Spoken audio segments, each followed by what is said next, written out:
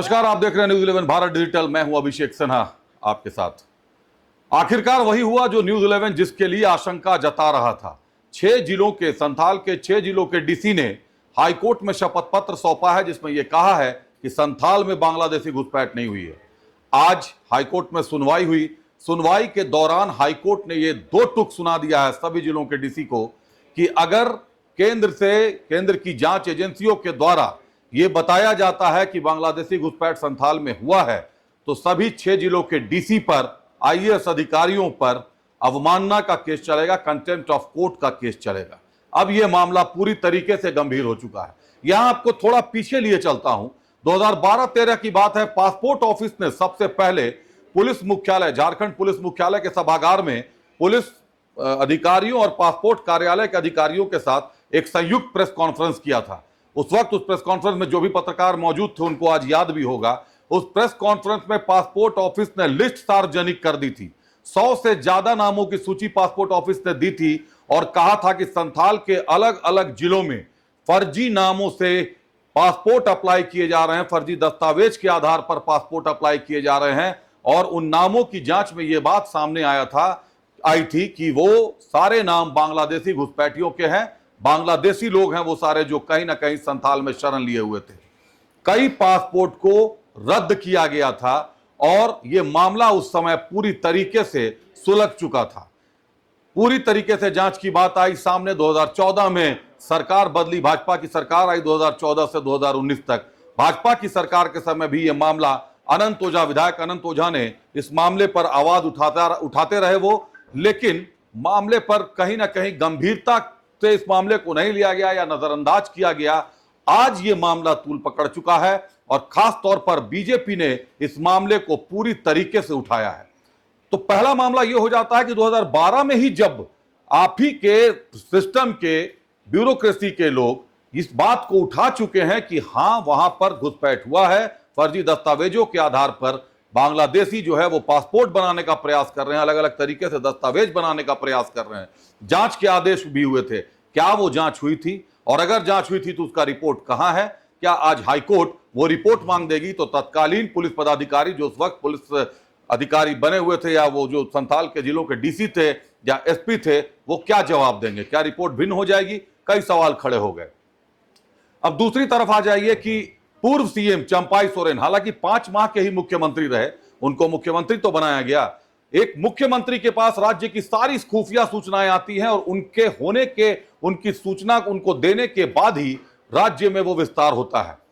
पूर्व मुख्यमंत्री चंपाई सोरेन भी आज कह रहे हैं कि बांग्लादेशी घुसपैठियों के कारण संथाल की डेमोग्राफी बदल रही है।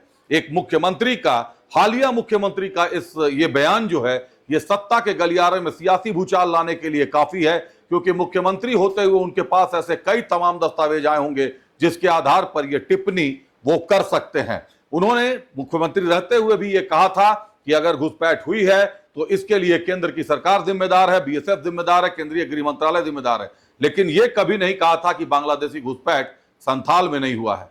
अगर संथाल में बांग्लादेशी घुसपैठ हुआ है तो इसकी जांच होनी चाहिए और इसकी जांच से कोई भी भाग कैसे सकता है। 6 जिलों के डीसी ने यह कह दिया कि संथाल में बांग्लादेशी घुसपैठ नहीं हुआ है, जबकि कई बार घुसपैठियों के मामले सामने आ चुके हैं। अगर आप बात करें विद्यार्थी परिषद की तो करीब 90 के दशक से विद्यार्थी परिषद भी इस मुद्दे को उठाता रहा है कि संथाल में बांग्लादेशी घुसपैठ हो रहा है और इसको रोकने के लिए किसी भी तरीके के प्रयास नहीं किए जा रहे हैं।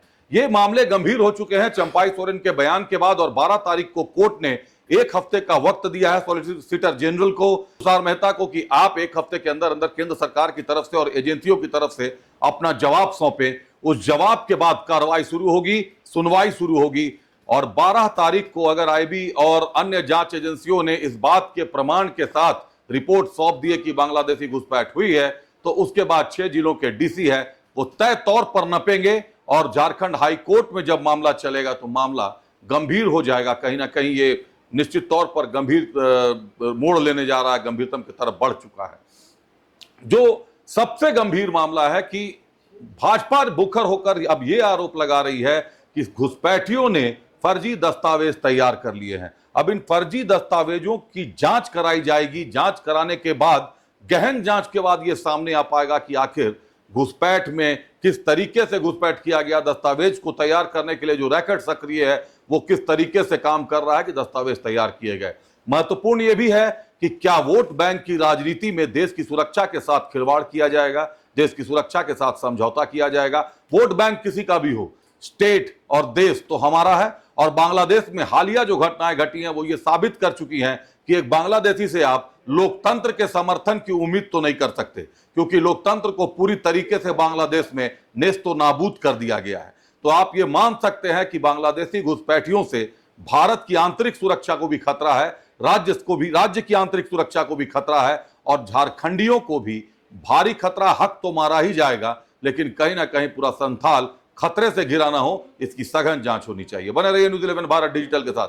मुझे दीजिए इजाजत, नमस्कार।